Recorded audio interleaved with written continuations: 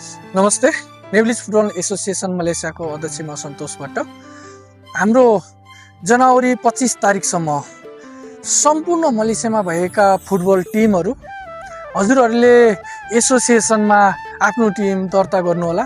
यदि हजुरहरूले जनवरी 25 तारिकसम्म दर्ता गर्नु भएन भने हामीले हजुरहरूलाई आगामी फेब्रुअरी 17 र 18 तारिक हुन गइरहेको हिमालयन 8औं गोल्ड कपमा हजुरहरूले टिम दर्ता गर्न सक्नुहुन्न।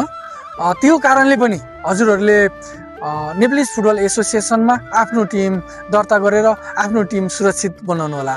र सम्पूर्ण मेम्बर खेलाडी साथीहरूले पनि उहाँहरूलाई हामीले छुट्टै एसोसिएसनको परिचय कार्ड दिनेछौँ र उहाँहरूलाई हामीले के गर्न सकिन्छ उहाँहरूको लागि नै हामी नेभलिज फुटबल एसोसिएसन लागि परेका छौँ। हस्त नमस्ते।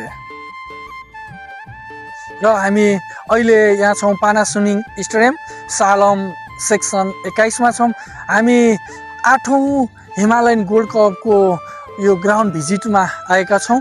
हजुरहरूले देख्न सक्नुहुनेछ र हजुरहरूले छिटो भन्दा छिटो